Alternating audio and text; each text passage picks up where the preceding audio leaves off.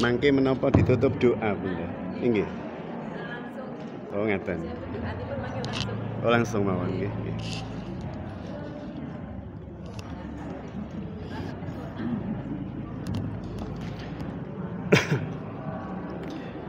Bismillahirrahmanirrahim.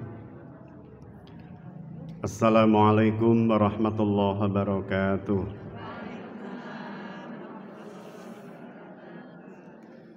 Innal hamdalillahi nasta'inuhu wa nastaghfiruh wa na'udzu billahi min sururi anfusina wa min sayyiati a'malina.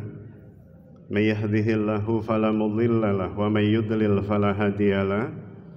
Asyhadu an la ilaha illallah wa asyhadu anna Muhammadan abduhu wa rasuluhu la nabiyya ba'da.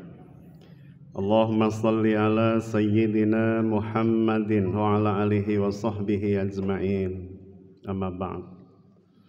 Alhamdulillah, puji syukur kehadirat Allah, Al-Khaliq Al-Musawwir Al-Mudabbir Al-Hakim, yang senantiasa memberikan kesempatan kepada kita semua, wabil khusus para bunda di majelis taklim Istiqomah Qalbun Wahid, untuk senantiasa menambah rasa cinta kita kepada Allah dan Rasul-Nya dengan mengaji dan mengkaji firman-firman Allah dan sunnah-sunnah Rasulullah. Salawat salam semoga senantiasa teritikad biqalbi, teriyakini dalam hati tanpa keraguan.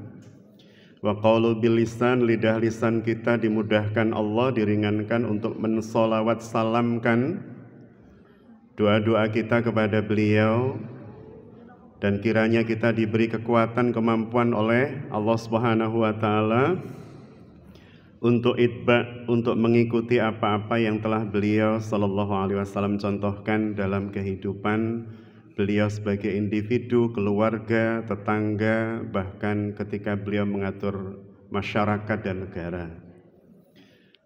Para bunda yang dirahmati Allah, bil khusus para bunda pengurus, pimpinan dan pengurus Majelis Taklim Istiqomah Qalbun Wahid, beserta Gus Fuad yang senantiasa mengiringi panjenengan kula sami.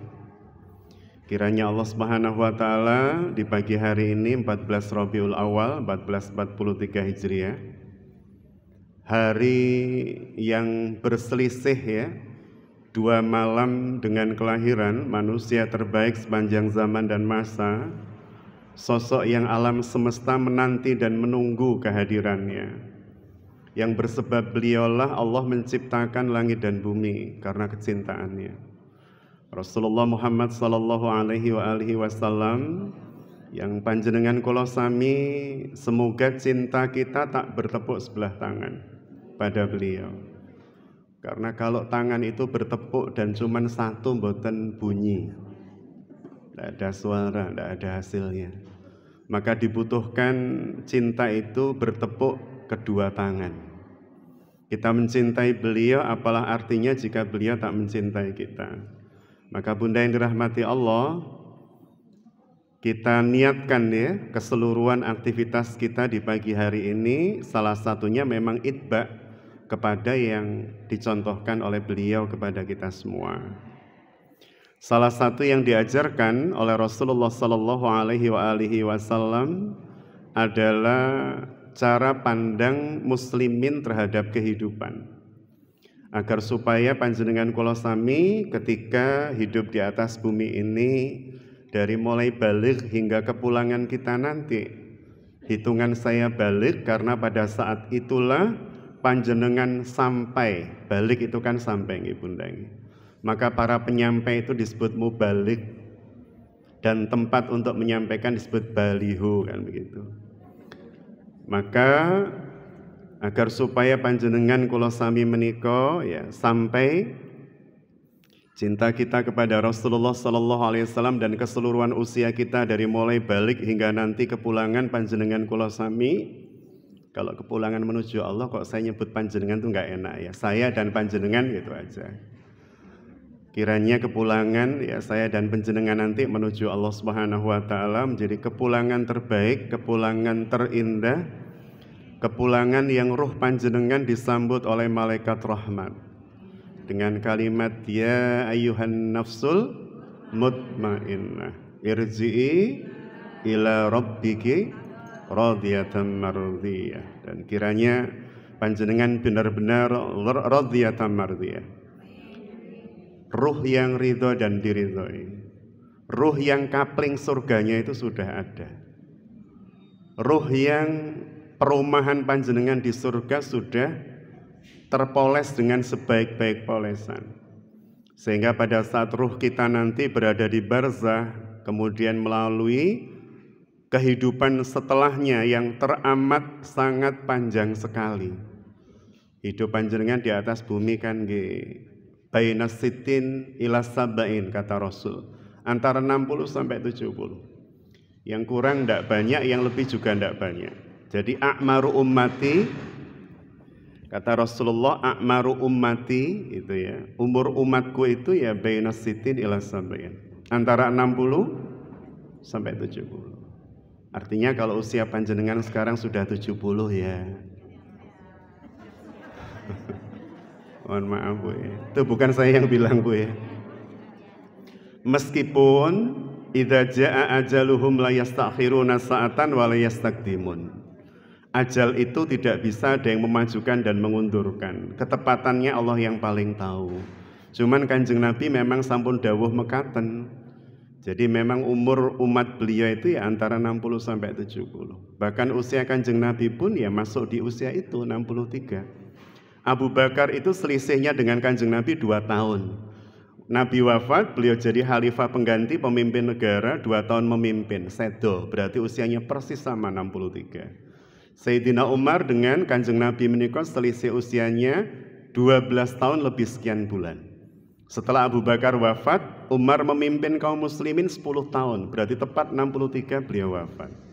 Setelah itu baru Utsman bin Affan yang usianya ditakdirkan Allah panjang sampai lebih dari 80 tahun. Nanti kita ketemu Khalifah keempat Ali bin Abi Thalib, wafatnya juga 63 tahun. Bukan berarti 63 tahun itu favorit orang soleh, mboten.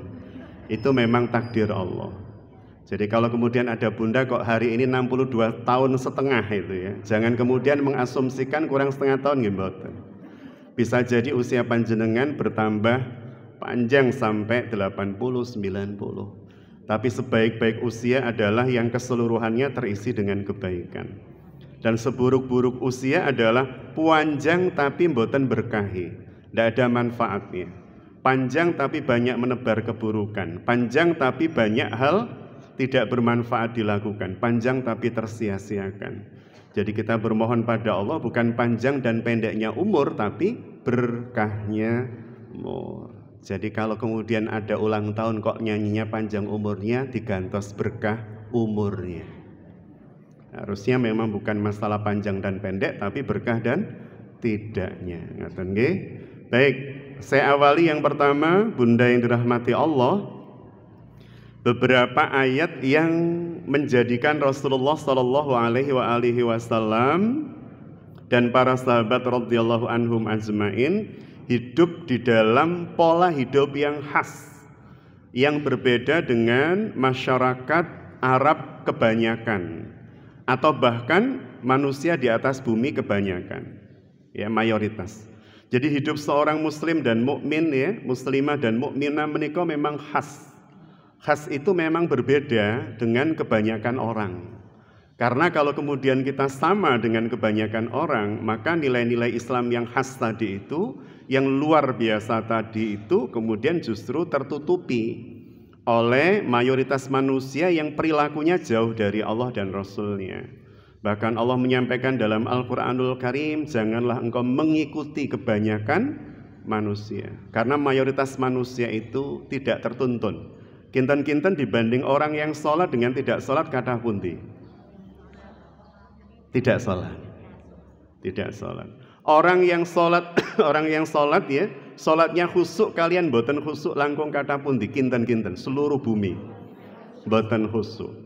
Artinya apa? Jumlah yang paling besar itu bukan jumlah orang-orang istimewa. Maka mohonlah kita bermohon bunda yang dirahmati Allah, ada Mas Fuad, bunda ayah mboten napa-napa nggih. Beliau kan juga ayah ya. Ya, ayah satu di antara sekian banyak ibu-ibu, Masya Allah. Makanya beliau paling cakep dan ganteng, awet muda. Saya muji begini terus itu biar nyotingnya tepat, Bu. Jadi bunda yang dirahmati Allah, maka bermohonlah kita semua kepada Allah Subhanahu wa Ta'ala agar digolongkan hamba yang sedikit itu, hamba yang mulia itu, hamba yang berderajat tinggi itu. Sampai-sampai kemudian Rasulullah Sallallahu Alaihi Wasallam dawuh, Badaul Islamu ghariba. Islam itu awalnya di masa Kanjeng Nabi hadir datang dalam keadaan gharib. Ghuraba menika asing. Leres nomboten, rumiyin dianggap asing. Asing. Kemudian fasayaudu ghariba kama bada. Maka kelak Islam ini ketika mendekati hari kiamat juga akan dianggap asing. Nilai-nilai baik itu dianggap aneh. Wong kok kejujuran lah begitu. Dadi wong kok kejujuran. Dadi wong kok kerjane ngaji ae. Artinya hal-hal yang kemudian indah baik hari ini sudah benar-benar mulai kita lihat teranggap asing. Itu berarti kita sudah masuk fase di mana Rasulullah Shallallahu Alaihi Wasallam menyabdakan kalau wow. Maka fatuba lil ghuraba, kata Kanjeng Nabi. Berbahagialah orang yang dianggap asing di tengah kesesatan, di tengah kemungkaran, di tengah ketidakbaikan. Ya. Tapi kalau asing di tengah kebaikan itu pasti nggak benar orangnya. Di tengah-tengah majelis taklim, kemudian pulang bawa sandal temannya, atau pulang bawa tas sebelahnya dan seterusnya ini. Asing memang orang itu, tapi asingnya asing tidak baik. Jadi bunda yang dirahmati Allah, kita lihat ya beberapa dalil yang kemudian bisa kita gunakan dan harus sebenarnya di dalam kehidupan agar supaya panjenengan kula sami benar-benar mengikuti jejak Kanjeng Nabi Muhammad sallallahu alaihi wasallam. Ingkang nomor setunggal inggih menika ayat ke-7 wonten Al-Qur'anul Karim surah ingkang nomor 17.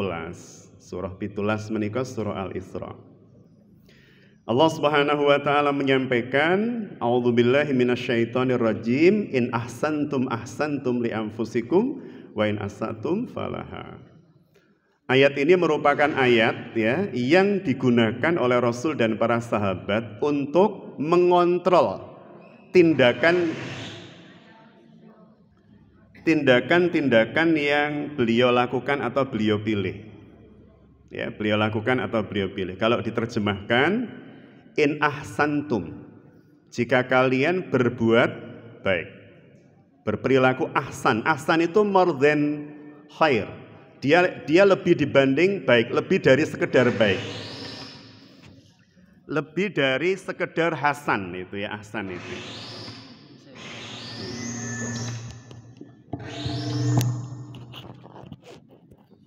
Mohon maaf, sementara diruqyah dulu oleh Gus Fuad mic-nya. Dados bunda yang dirahmati Allah, in ahsantum, jika kalian berbuat ahsan, jazakumullah khair. Jika kalian berbuat ahsan, ya, ahsan itu sekali lagi lebih dibanding hasan, lebih dibanding baik. Panjenengan lenggah kados mekaten menika.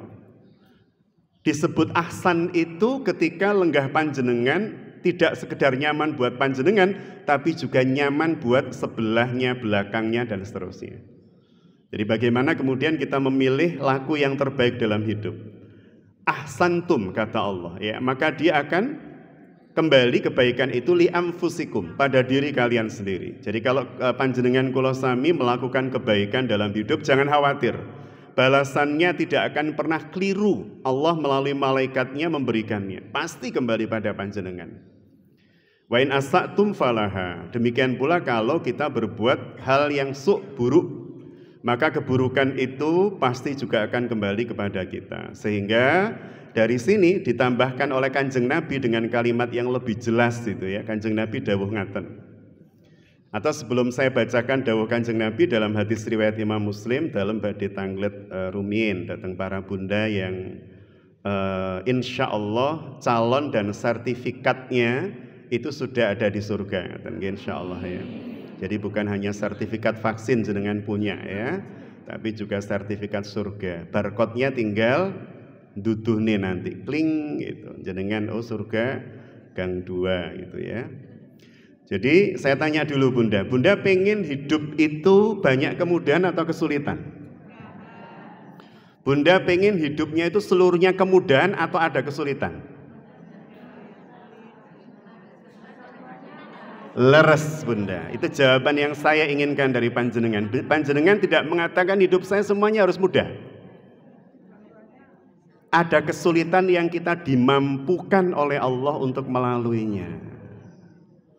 Amargi kalau panjenengan hidupnya itu terus mudah, terus gampang, derajat dan keistimewaan Anda tidak akan naik. Dados contoh ngaten nggih nun sewu. Saya tadi datang itu kan keringatnya gobios itu ya. Karena memang saya niatkan parkirnya kendaraan agak jauh, biar kaki saya ini saya syukuri. Maksudnya kan jarang jalan Bu ya, jalan paling beberapa kali gitu aja kan, beberapa puluh langkah atau ratus langkah. Padahal konon kabarnya menurut para dokter, ya mungkin dokter Hendra, dokter Dian, para dokter putranya Bunda Muhajir seluruhnya, itu dalam satu hari paling enggak 10.000 langkah. Sehingga kemudian saya mensyukurinya dengan cara-cara seperti itu kadang. Kalau di sebuah tempat parkirnya jauh, biar kemudian ada aktivitas jalannya. Meskipun olahraga kok pakai badik nggih aneh. Jadi Bunda yang dirahmati Allah, panjenengan kalau refleksi, pijat refleksi, itu kan yang dipijat telapak kaki, leres nggih. Telapak nopo punggung kaki? Telapak nggih. Karena Masya Allah, ternyata Allah memang meletakkan simpul-simpul saraf hampir seluruh organ tubuh kita itu pada telapak kaki khususnya. Sehingga memang didesain Allah begitu agar supaya ketika berjalan itu terpencet, terpejet, terpijat. Sehingga kemudian organ-organ tubuh ini menjadi lebih sehat. Tapi apa yang terjadi, manusia menika kok kemudian diminta memilih mudah atau sulit?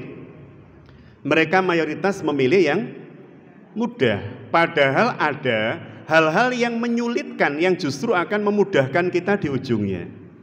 Hal-hal yang menyulitkan kita di waktu muda, di waktu remaja, memudahkan kita di waktu sepuh. Dan banyak hal yang memudahkan kita di waktu remaja justru menyulitkan kita di waktu sepuh. Leres napa? Seperti itu tadi. Maka ada sebuah film, mohon maaf ya, judulnya Wall-E, itu menggambarkan manusia nanti di tahun 2000 sekian, mungkin 2100, 200, itu yang besar itu cuman perut sama jempolnya.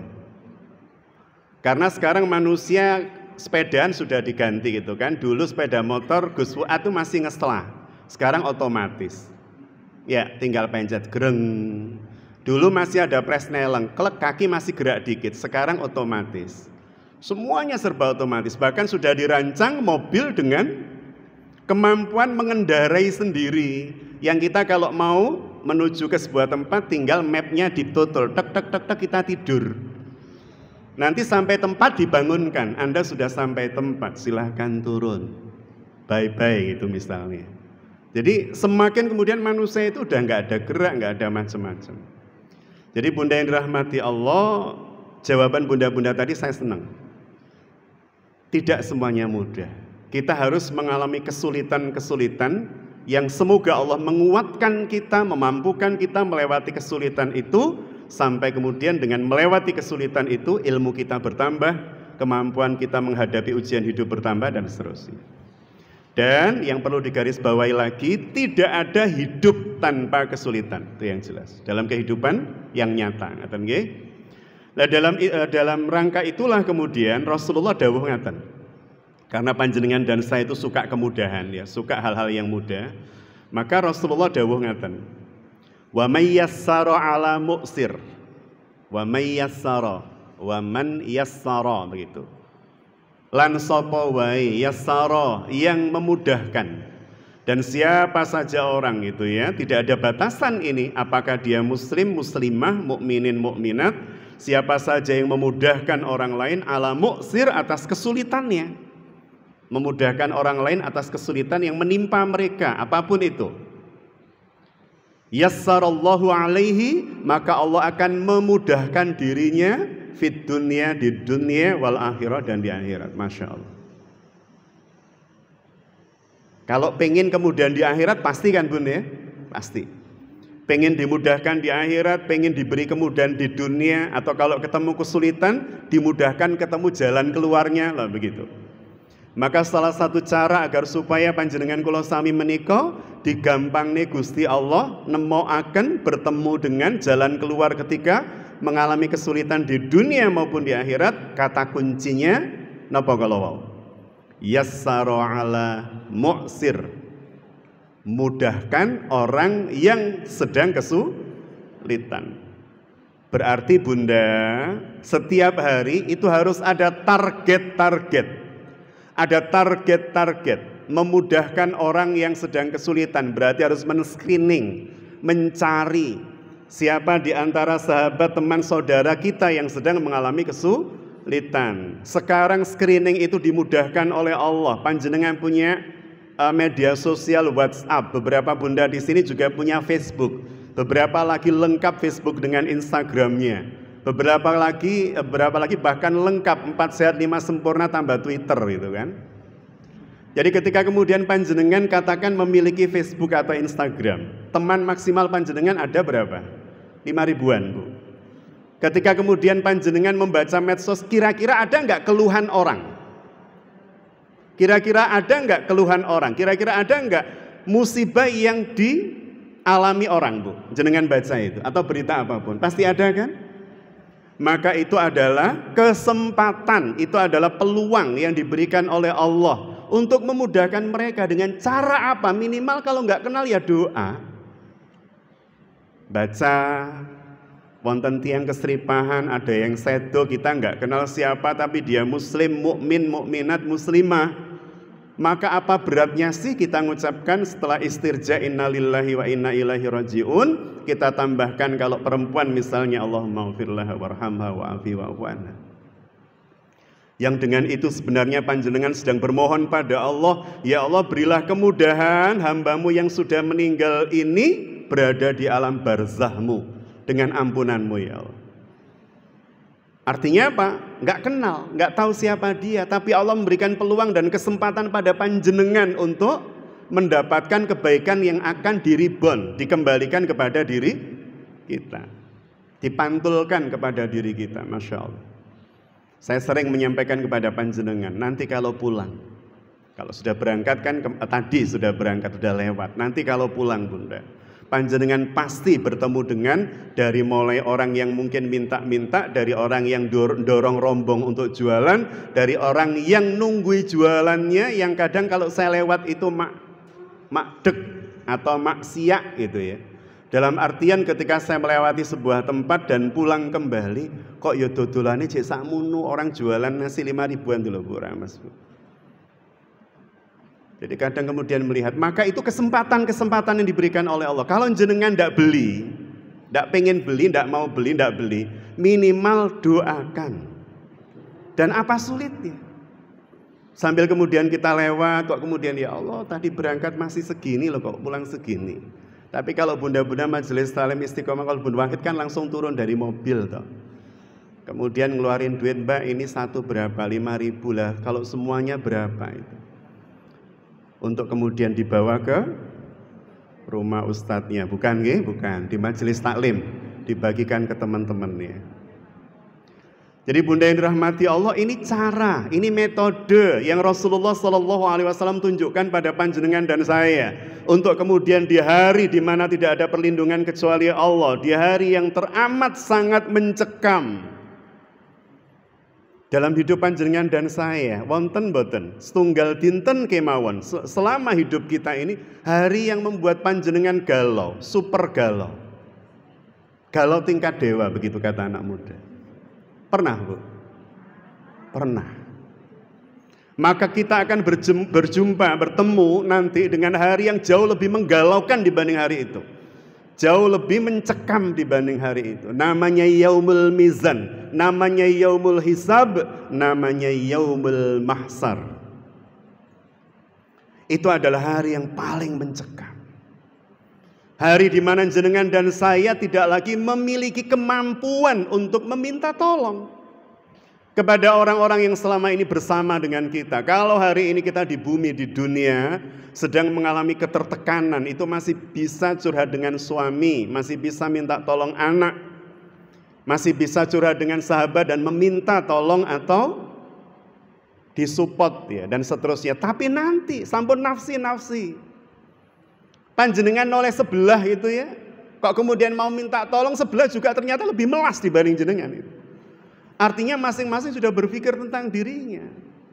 Dan hari yang teramat sangat mencekam tersebut bisa direndahkan intensitasnya, dikecilkan kemencekamannya itu dengan cara apa?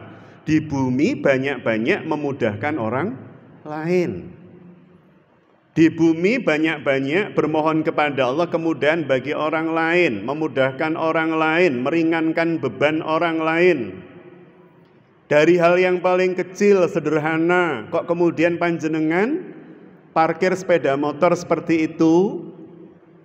Kemudian nanti ketika orang-orang keluar, mohon maaf kok orang-orang, bunda-bunda yang mulia ini keluar itu ya, panjenengan mirsani, wong sepeda motor panjenengan itu paling luar. Kalau orang kemudian sudah masuk di dalam keluar, sulit karena motor kita. Kita berpikir, ya Allah, motorku bisa jadi menyulitkan orang lain, sehingga kalau motorku itu paling depan, paling luar, berarti saya harus tahu diri untuk ngeluarin dulu. Kalau memang tidak pengen pulang, masih pengen ngaji di sini, ya motornya dipinggirin dulu biar yang dalam bisa keluar. Ini hal sederhana, Bu. Tapi itu cara memudahkan orang. Dan yang sederhana itu biasanya tingkat keikhlasannya tinggi. Gini, Bapak. Hal yang remeh itu biasanya ikhlasnya itu Masya Allah. Karena kalau kebaikan itu remeh, bahkan kita itu melupakannya. Gini, betul. Jenengan kinten-kinten kalau pernah nyumbang 1 miliar seumur hidup, ingat gak? Ingat gak? Tapi kalau sekedar 500 perak, gak ingat. Itu berarti tingkat ikhlasnya tinggi.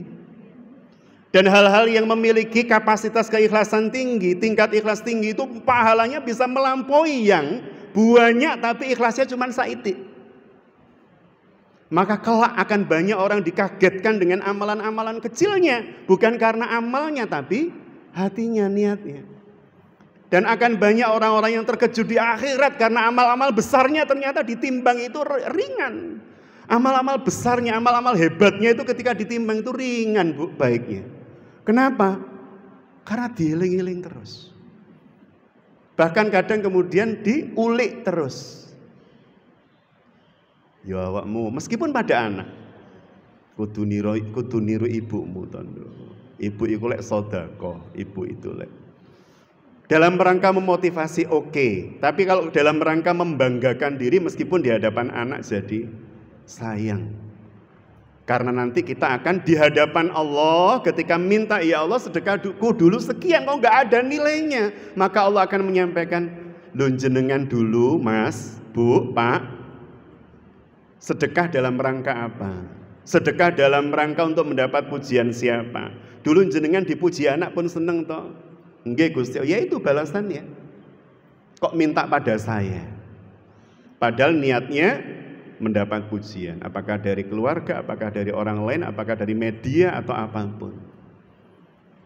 Maka kalau kemudian kita disibukkan dengan sukacita orang terhadap apa yang kita ucapkan, apa yang kita tampilkan, kelak itulah yang kita dapatkan. Tapi kita tidak dapatkan dari Allah karena memang yang kita tuju bukan Allah. Bunda yang dirahmati Allah, jadi ini kata kunci nggih. Kalau pengen hidup kita dimudahkan Allah, apalagi pada saat-saat sakaratul maut. Orang sakaratul maut menikah adalah orang yang dalam keadaan paling kritis. Paling kritis. Jadi kalau kita belajar namanya ilmunya neuroscience menikah, kalau panjenengan Bunda badhe sari, panjenengan badhe sari, itu ada fase di mana otak sadar dan tak sadar kita itu beralih posisi. Jenengan saged mirsani, saged denger ya, saged mireng itu ya, tapi sudah tidak mampu bergerak. Antara tidur dan tidak itu pasti ada fase itu. Kita geremeng-geremeng orang dengar itu ya, tapi sudah tubuh kita udah lemes, nggak bisa bergerak. Bahasa Jermannya itu liep-liep gitu. Ada fase liep-liep itu. Jadi bunda yang dirahmati Allah, demikian pula dengan apa yang saya sampaikan tadi, sehingga memang bunda yang dirahmati Allah dalam keadaan kritis itu ya, ajal kritis. Setan itu berebut untuk mendekati kita. Karena itu apa bun? Kesempatan terakhir mereka bisa goda kita. Itu puncak kesempatan sudah. Karena itu adalah puncak kesempatan, maka mereka akan berupaya semaksimal mungkin godaan jenengan dan saya untuk fokus pada rasa sakit misalnya. Rasa sakitnya ruh dicabut, kita fokus dengan rasa sakit. Orang yang fokus dengan rasa sakit, maka rasa syukurnya jadi hilang. Allahnya jadi tipis, jadi samar. Maka syaitan akan benar-benar memfokuskan kita di saat kita akan menghadap Allah sakaratul maut dengan hal-hal yang melalaikan kita dari Allah. Ada orang yang diingatkan tanahnya, "Duh, tanahmu ning kono durung mbok bagi lho." Langsung kemudian ingat ngumpulkan anile tanah ning kono, yang diobrolkan tanah sebelum meninggal. Ada orang yang mengingat ini itu dan seterusnya. Ada orang yang fokus dengan rasa sakit. Itu adalah saat syaitan memaksimalkan godaan buat setiap manusia yang mau pulang menuju Allah, setiap muslimin. Maka di saat itu jenengan kula sami betahkan pertolongan apa mboten? Sangat butuh. Maka di saat sulitnya, musyaqqah, dalam keadaan yang teramat sangat sulit itu, siapa saja yang memudahkan orang, memudahkan hamba Allah yang lain, memudahkan makhluk Allah yang lain, bunda. Makhluk Allah, saya nggak bicara manusia. Makhluk Allah secara keseluruhan. Kok kemudian di akuarium ada ikan kita yang mungkin sama temennya gitu ya, lomba panjat akuarium. Ayo lompat-lompatan, yuk paling tinggi siapa? Kemudian ketinggian bablas keluar dari akuarium. Itu kesempatan panjenengan memudahkan makhluk Allah. Kok kemudian diambil, dimasukkan wajan, bukan bun, masukkan akuarium. Masukkan akuarium lagi, digoreng juga nggak apa-apa bun, halal itu ya. Masukkan akuarium sehingga dia bisa bernafas lagi dengan nyaman. Itu akan tercatat di sisi Allah sebagai jalan yang akan memudahkan panjenengan. Jadi ini kunci pertama. Kunci kedua, hadis riwayat Bukhari nomor 2442, Muslim 2580. Wa man kana fi hajati akhihi kana Allahu fi hajatihi. Wa man faraja an muslim karbatan farajallahu anhu karbah min karabati yaumil qiyamah. Wa man satara musliman satarahu Allah yaumal qiyamah. Ini penting pun. Karena kelak jenengan dan saya di yaumul mahsyar digelar persidangan terbuka. Terbuka maksudipun seluruh manusia yang hadir, yang rawuh, yang oleh Allah Subhanahu wa taala dihidupkan, seluruh manusia dari Adam sampai yaumul qiyamah melihat kita di sidang. Kita menjadi terdakwa. Terdakwa itu kalau bahasa hari ini pesakitan. Ketika kemudian kita menjadi terdakwa itu ya, dan kita sudah melihat orang-orang sebelum kita itu ya, mungkin orang-orang sebelum kita sudah disidang. Waduh, kok ngeri gini ya sidangnya ya. Semua perilakunya dari mulai balik sampai dia pulang menuju Allah ditampilkan gitu kan bun.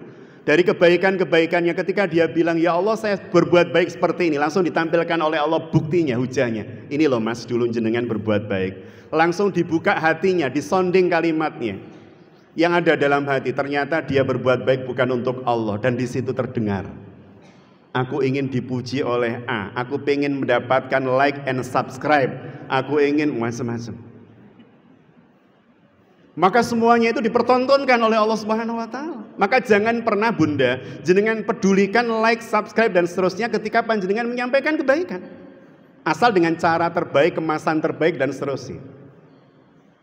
Karena kita pengen itu yang menjadi tabungan kita kelak ketika menuju Allah. Kita punya tabungan kebaikan-kebaikan kita yang sudah dilepas di medsos itu.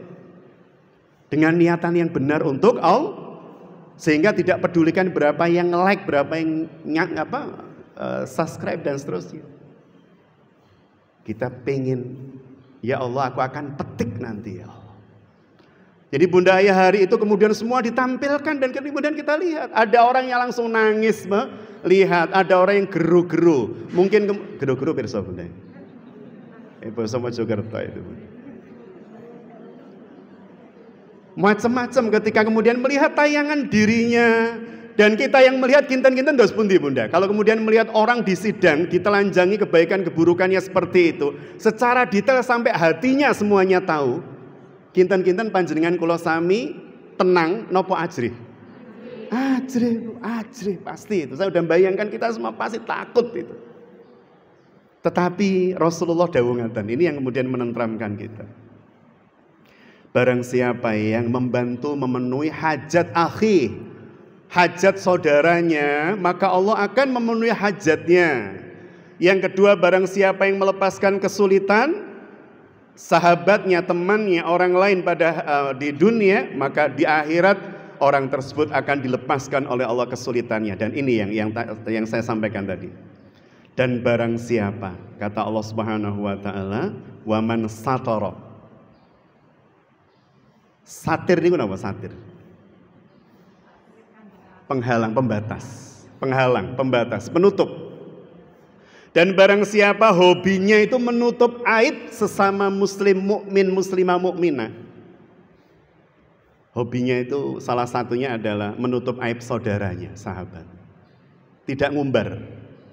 Kalau kemudian ingin meluruskan dengan cara terbaik dan di waktu terbaik serta di tempat terbaik. Maka Rasulullah SAW menyampaikan satarahullah yaumal qiyamah, maka keburukannya akan disatir oleh Allah, ditutup oleh Allah enggak ditunjukkan. Panjenengan kula sami, saya dengan panjenengan kan punya keburukan Bu ya. Punya Bu ya? Punya dosa kesalahan leres? Dan kita yakin dosa kita banyak leres? Jenengan semangat kalau bilang leres itu Bu ya.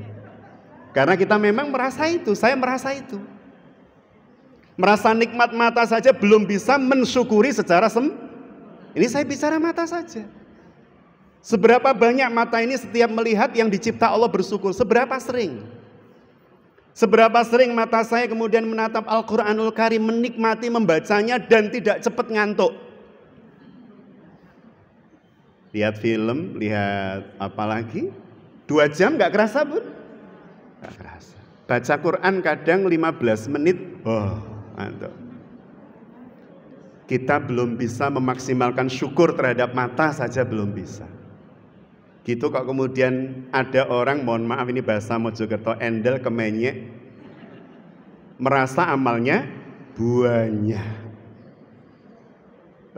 Padahal tidak ada manusia masuk surga karena amal boten wonten. Jadi salah satu cara agar supaya kita mendapatkan ridho Allah adalah punya hobi, punya kesukacitaan menutup aib sesama muslim agar supaya Allah menutup aib panjenengan di yaumul hisab kelak. Ditutupi. Detik kesekian hari ini tiba-tiba filenya kosong, seret pindah. Wah, orang-orang pada tanya, loh kok gak ono ya yang jam sekian detik sekian? Ternyata sudah di-delete oleh Allah. Dihapus karena kita suka menutup aib seorang muslim. Tapi tidak membiarkan aib itu, beda loh Bun ya. Beda nggih? Saudara kita berbuat salah atau dosa, kita tutup aibnya, tidak kita cerita-ceritain, tapi kita tidak membiarkan itu. Caranya mengingatkan dengan cara terbaik. Tidak berani dengan lisan, dengan tulisan. Tidak berani dengan tulisan titip sahabatnya atau teman dekatnya. Tidak bisa dengan itu semua, mendoakan. Ya Allah, semoga ini adalah kemaksiatan terakhirnya ya Allah. Misal begitu. Bukan berarti setelah itu meninggal orangnya, mboten. Itu kemaksiatan di perilaku itu yang terakhir buat dia. Setelah itu insya Allah dalam perilaku tersebut dia tidak bermaksiat. Baik, Masya Allah, ini sudah menjadi patokan, sudah menjadi role model kehidupan Kanjeng Nabi. Kanjeng Nabi itu kalau sudah diajak ngomongin orang enggak. Para sahabat itu kalau kemudian sudah ngomongin orang enggak. Kalau ngomongin keburukan orang, meskipun itu ada pada dirinya keburukan itu memang. Karena kewajibannya bukan ngomongin keburukan, tapi mengingatkan. memberikan nasihat dengan cara terbaik di waktu yang tepat, di tempat yang tepat. Kalau saya mengingatkan Gus Fuad atau Gus Fuad mengingatkan saya, kalau jelek saya lah, saya mengingatkan Gus Fuad tapi kemudian mengingatkannya saya publish di Facebook. Tadi Gus Fuad ngambil gambar saya kurang tepat gini, posisinya bla bla bla bla.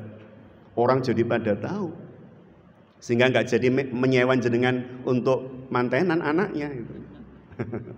Kalau beliau ini khusus untuk pengajian-pengajian menuju itu Allah. Jadi bunda yang dirahmati Allah itu ya yang kedua ya, yang ketiga sekarang. Dawuh Kanjeng Nabi juga ini. Al-Bukhari 7152 dalam kitab Sahihnya. Waman lan sapa wong ya, siapa saja yusyaqiq yashkukillah. Barang siapa yang yusyaqiq, syakoh menika sulit, rumit, ruwet. Dan barang siapa yang dalam banyak hal dia itu hobinya memang mempersulit orang. Hobinya itu memang mempersulit orang. Kalau bisa sulit kenapa dipermudah? Bun, saya itu berkali-kali membuat roti kukus kok bantat toh bun. Mbok dikasih resep ajaib jenengan. Mikir, boleh tak kei terus sampai dodol, wah nyaingi aku, mempersempit rezekiku. Diberitahu sih, tapi ada clue yang kemudian tetap nggak diberitahu. Jadinya nggak bantat lagi, tapi nggak bisa mekar, gitu kan. Tapi kalau kemudian jenengan orang yang suka memudahkan orang cuma tanyanya begini, bun, kalau saya buat kok bantat sih? Oh mbak, pasti aku buat mbak, tak syuting ya jenengan atau di syuting anakku jenengan nanti bisa lihat mempraktekkan. Bukan hanya memudahkan itu, sangat memudahkan. Sambil kita ngomong, setelah ini mbak ya santene dilebokno sambil di syuting. Setelah itu kemudian ngudek itu kudu koyok tawah begitu, dari kanan ke kiri. Setelah itu kemudian membaca doa untuk rahmat dan keberkahan makanan ini. Misal loh Bu, misal Allahumma barik lana bima, doa makan kalau itu. Jadi ketika kemudian jenengan seperti itu jangan khawatir bun, kok tiba-tiba kemudian kita di yaumul hisab. Tiba-tiba ketika Kanjeng Nabi itu mencari umat yang akan disyafaati, yang dilihat panjenengan rumiyin. Ini dulu umatku yang suka memudahkan orang lain. Ya Allah, berarti sekarang tugasku memudahkan dia atas namamu ya Allah. Ono wong sing didol bolak-balik ning ngarepe Kanjeng Nabi blegere ngajengi Kanjeng Nabi, tapi Nabi bolak-balik noleh nyari yang lain. Bisa jadi karena dia hobinya, kesukaannya, kesenangannya nyulitkan orang. Wonten apa mboten? Pernah enggak panjenengan Bunda mendengar mahasiswa atau mahasiswi yang ngeluhkan skripsinya karena dosennya sulit ditemui? Sering.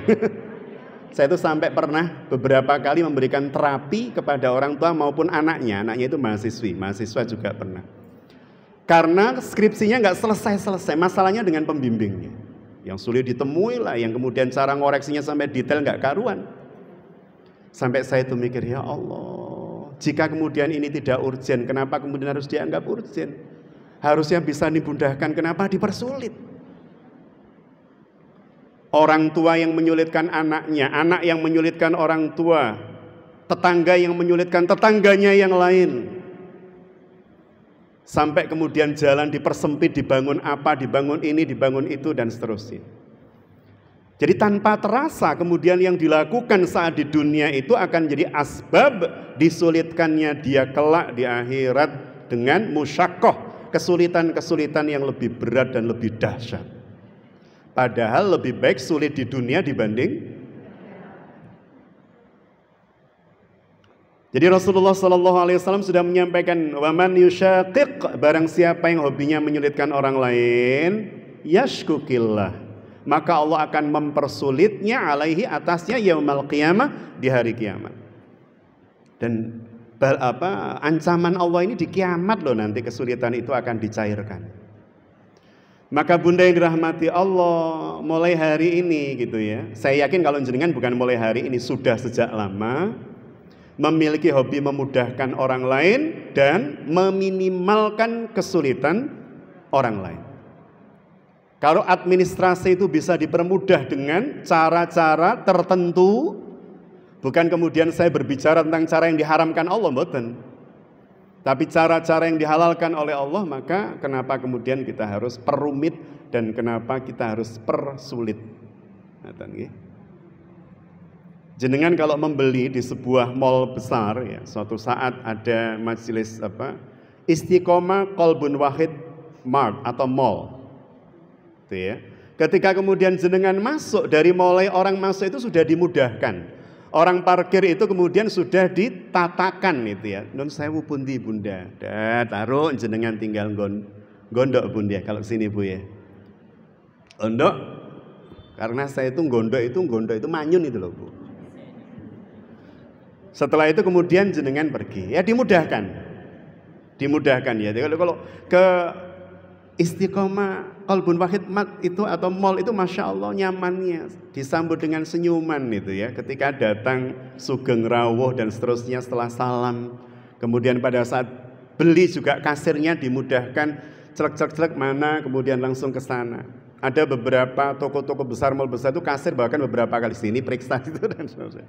Itu membuat orang jadi nggak nyaman.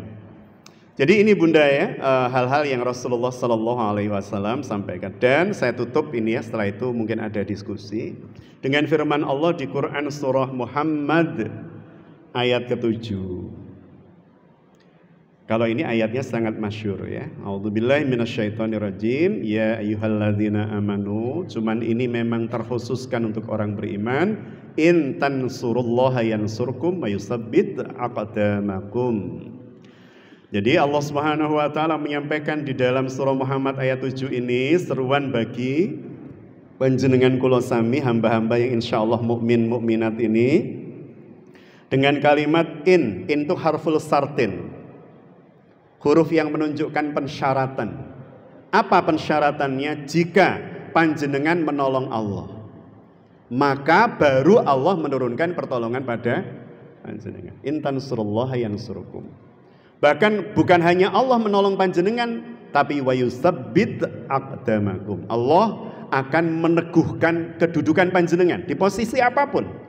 Sebagai ibu akan dikokohkan posisi ibu panjenengan, sehingga setiap kalimat kita didengar anak-anak kita. Setiap nasihat kita kemudian menjadi perenungan mereka. Salah satu syarat agar supaya kemudian itu diberikan oleh Allah adalah napa kalau mau? Tolonglah agama Allah. Menolong agama Allah salah satunya misalnya mendakwahkan agama Allah, menebar nilai-nilai Rabbani Quran Sunnah ke masyarakat, ke umat ya, dan seterusnya. Jadi bunda yang dirahmati Allah, hari ini untuk hal-hal seperti ini jenengan dimudahkan banget oleh Allah. Meskipun di saat yang sama kemaksiatan yang dilakukan oleh manusia juga dimudahkan oleh Allah untuk disebar hari ini. Maka kalau tadi saya sampaikan, kapan hari saya baca misalnya ada seorang ibu menulis begini, mohon jika ada yang mempunyai foto saya waktu belum menutup aurat, itu bu ya, pernah baca gitu bu ya, kemarin saya baca, kemarin atau 2 hari yang lalu, tolong jangan diposting gitu ya, karena saya alhamdulillah sudah menggunakan hijab, dan bagi yang belum saya doakan kiranya Allah memberikan kemudahan. Jadi masa lalu yang kemudian menjadi masalah, tapi kalau dia bukan yang memposting ya orang lain yang memposting yang bermasalah, yang memposting yang menutup aurat ya, pada saat apapun atau melakukan apapun. Tapi kalau jenengan sengaja memposting itu, dan itu nanti pada saat kita sudah meninggal dilihat orang, dinikmati orang, keluar syahwat orang karena itu, kita bermasalah panjang di hadapan Allah. Panjang di hadapan Allah. Jadi memposting kebaikan, memposting kalau sahabat kita atau siapapun menutup auratnya dan seterusnya, tidak dalam rangka atau tidak dalam sedang ya membuka aurat, sedang apa. Jadi bunda yang dirahmati Allah, itu gambaran-gambaran sederhana yang Rasul memang sudah contohkan ya, sederhana dalam kalimat tapi tidak sederhana jika kita aplikasikan dalam kehidupan. Maka kita terus mohon pada Allah pertolongan agar kiranya panjenengan kula sami dikuatkan dan dimampukan untuk melakukan hal-hal yang Rasulullah contohkan kalau mau. Itu mungkin Bunda yang dirahmati Allah, masih ada 10 menitan nggih. Kalau tidak nanti saya lanjutkan kalau tidak ada tambahan atau pertanyaan atau koreksi. Nggih, Bunda monggo.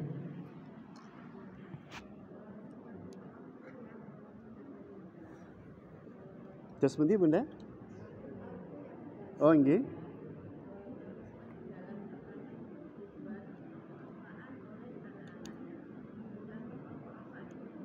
Dibuat foya-foya. Oh, oyo-oyo. Nggih, royoan.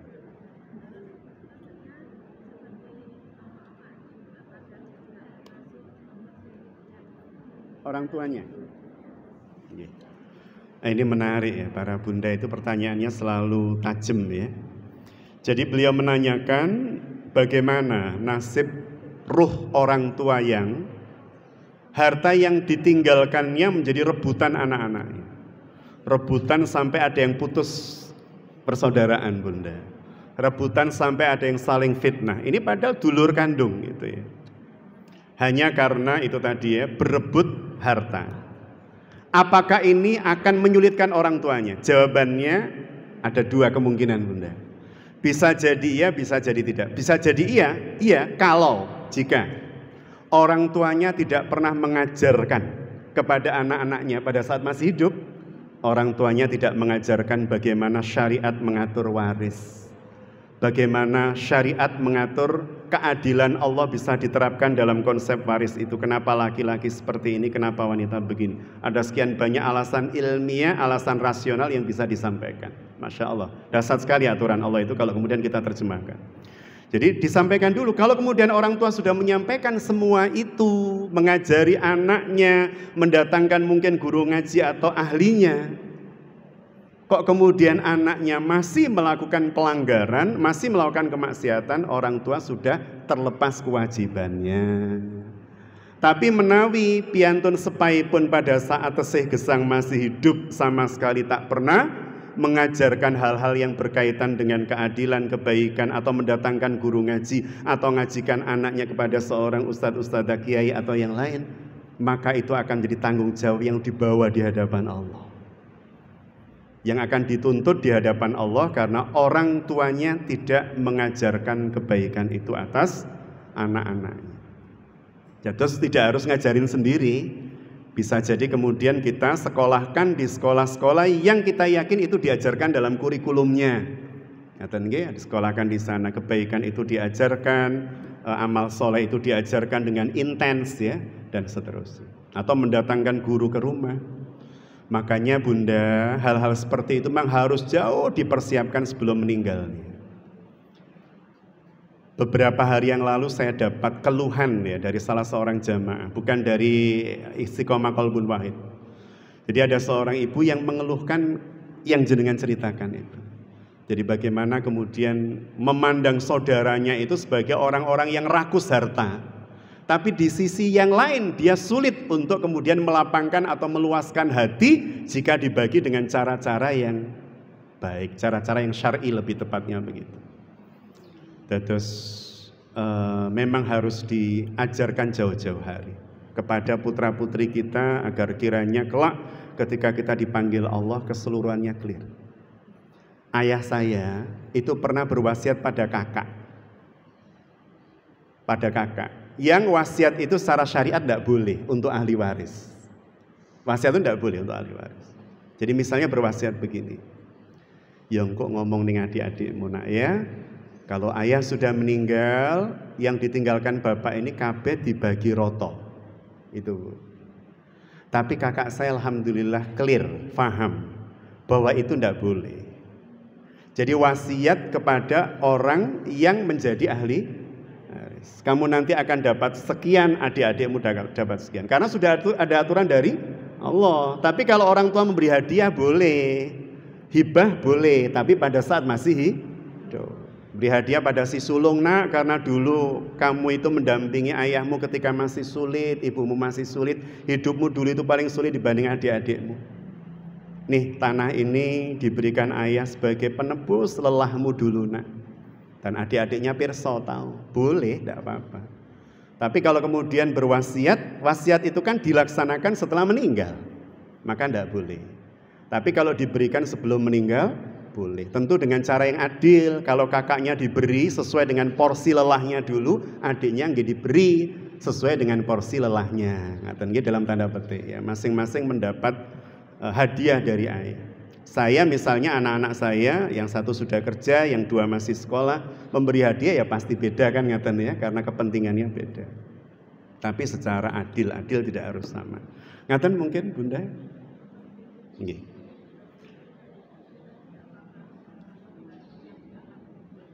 Itu tadi Bunda, kalau misalnya yang di alam kubur itu tidak pernah ngajar, ya iya bermasalah.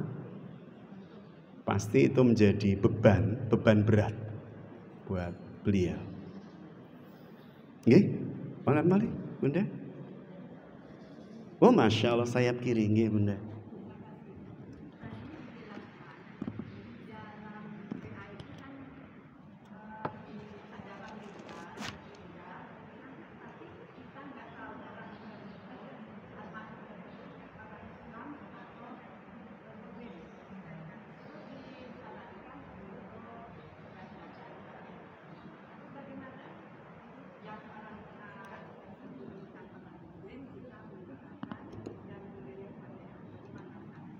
Ini juga pertanyaan yang bagus ya.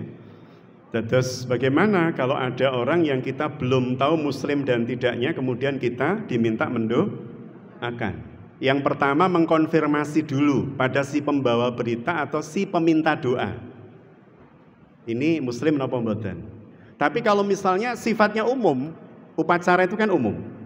Upacara umum misalnya ya, yang kita doakan para pahlawan yang sudah meninggal, ada muslim, ada non-muslim. Maka bagi yang muslim kita niatkan doa-doa kita itu ya, misalnya Allahumma ighfir lahum warhamhum wa'afi wa'fu anhum. Untuk yang non-muslim, kiranya Allah Subhanahu wa taala memberikan balasan sesuai dengan kehendak Allah atau amalnya. Kehendak Allah Subhanahu wa taala atas amalnya. Terus kalau jelas muslim, suratul Fatihah mboten menapa, tapi kalau belum jelas kedah dipun konfirmasi. Atau kalau sifatnya umum, doanya ya bersifat umum, ya dikembalikan sesuai dengan amal masing-masing. Ngaten nggih? Ngaten Bunda nggih? Allahu a'lam bishawab. Sampun wonten malih? Nggih Bunda?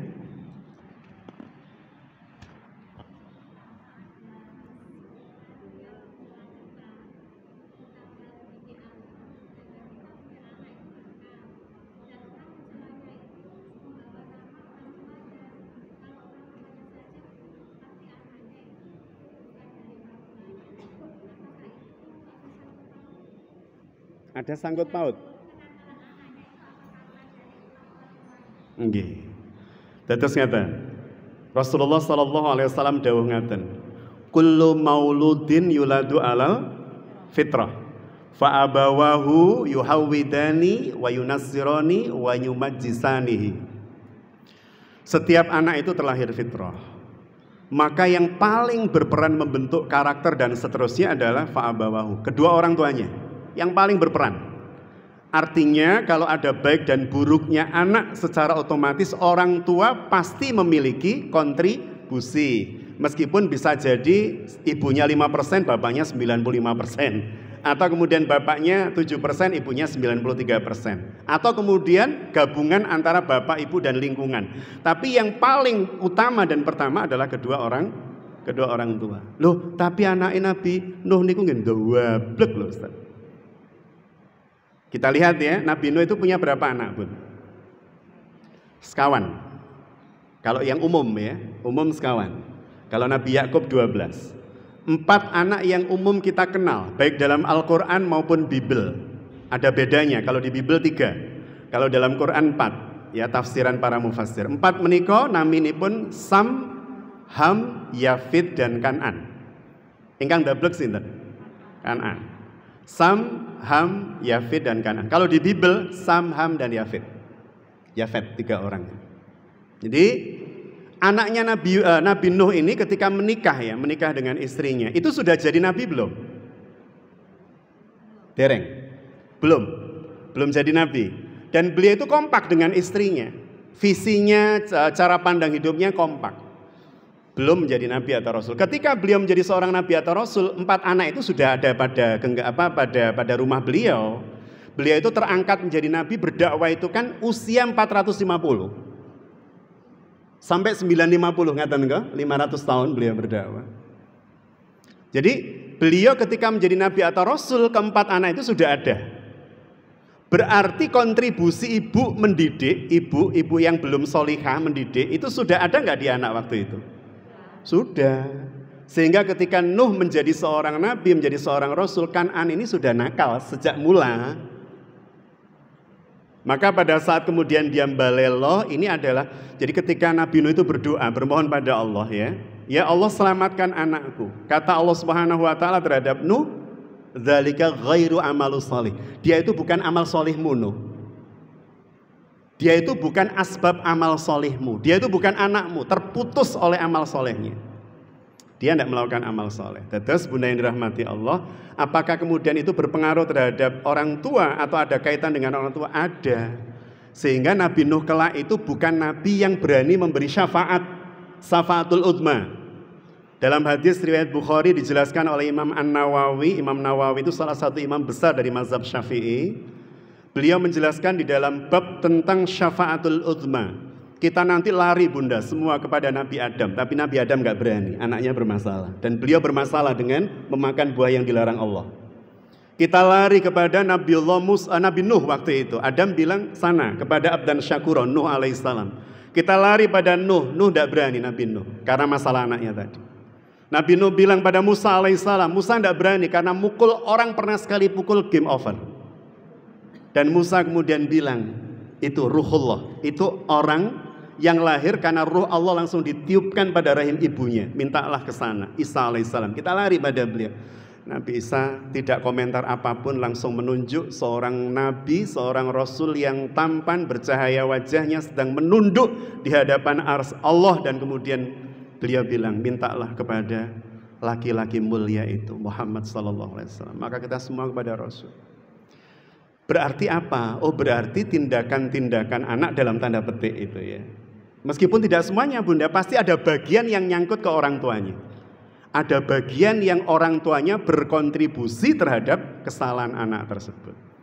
Yang salah satu untuk menghilangkan itu ya, menasehati anak semampu kita dan terus beristighfar kepada Allah dengan taubatan nasuha. Ngaten nggih bunda nggih. Wallahu a'lam bishawab. Insyaallah cekam nggih. Terima kasih bunda. Nggih. Terakhir nggih. Waalaikumsalam. Amin ya rabbal alamin.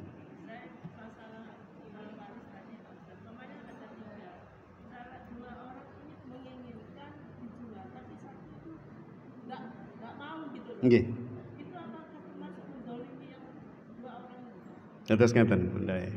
Seperti kasus kami tadi itu ya. Ketika ayah bilang begitu, kakak menyampaikan, kami kepada adik-adiknya, kepada saya juga itu ya. Dan kakak tahu bahwa tidak boleh itu Asia, tetapi tetap harus saya sampaikan pada adik-adik, kata beliau.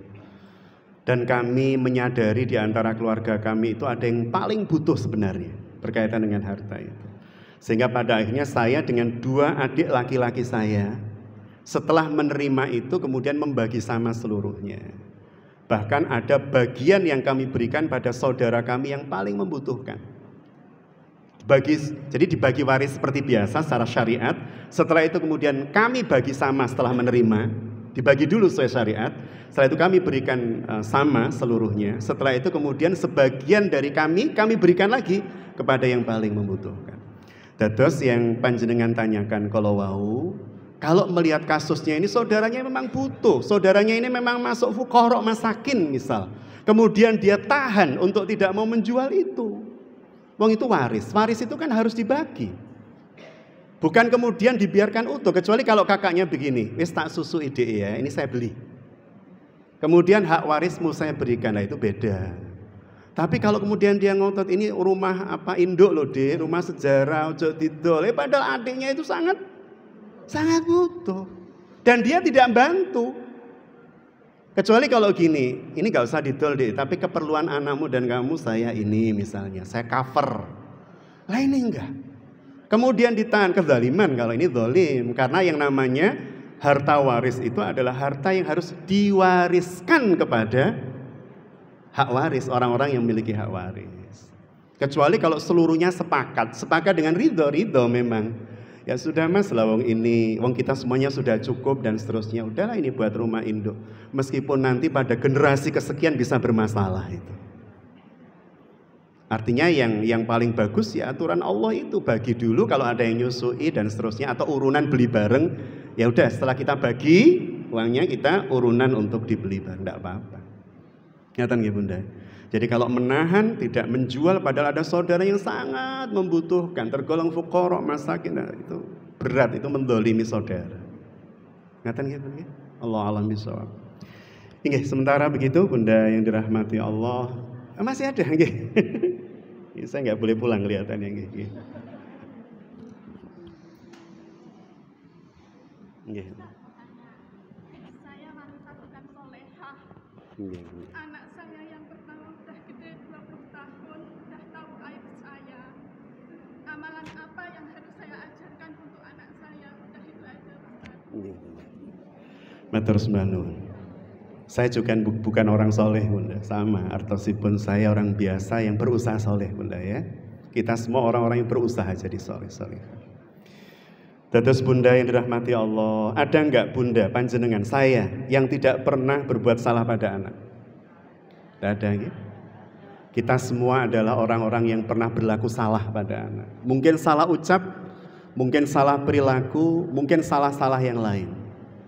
Bapak saya itu pernah nangis panjang, ibu saya itu pernah nangis sampai sembab karena mengingat dulu membiarkan kakak saya. Mohon maaf, tidak ada kaitan dengan apapun atau siapapun ya. Pada saat masih remaja itu menjadi mayoret itu Bunda yang pakai baju seperti itu ya. Mohon maaf ya, pakai ya mohon maaf lah. Jadi sampai nangis itu Bapak. Ketika melihat foto-foto kakak dulu, kemudian kakak juga merasa nggak nyaman. Dulu Pragawati kakak saya. Tapi alhamdulillah sudah melepaskan itu semua dan seterusnya. Bertaubat, tapi bapak sama ibu merasa ada kontribusi salah. Kenapa dulu anaknya diberi kesempatan, didorong, diantarkan dan seterusnya. Jadi Bunda tidak ada orang tua yang sempurna. Mereka menjadi sempurna ketika mereka mengetahui kesalahan, mereka bertobat. Itu sempurnanya manusia itu di situ. Bukan karena mereka tidak melakukan kesalahan. Baiknya manusia itu ketika mereka tahu melakukan kesalahan dan mereka bertaubat.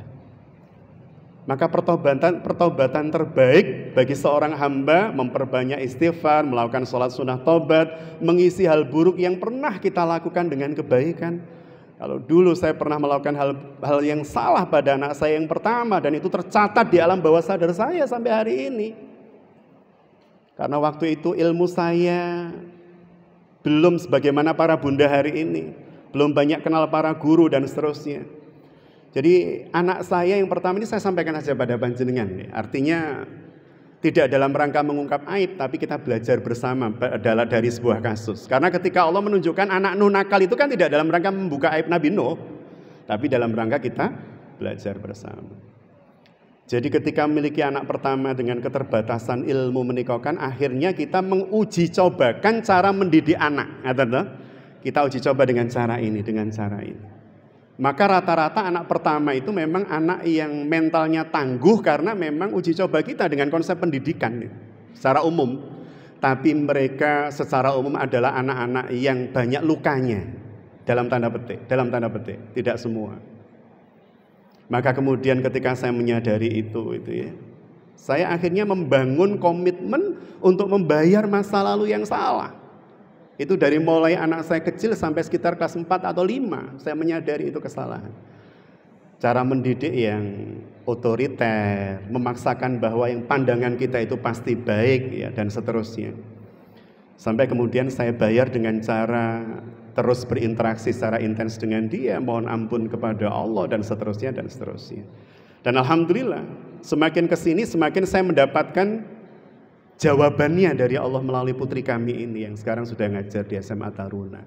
Jadi saya merasa Masya Allah, banyak hal yang kemudian menjadi pelajaran bagi setiap orang tua, wabil khusus saya, untuk kemudian membayar kesalahan kita di masa lalu dengan memperbanyak istighfar, memperbaiki hubungan kita dengan anak, terus bermohon kepada Allah kebaikan-kebaikan buat mereka.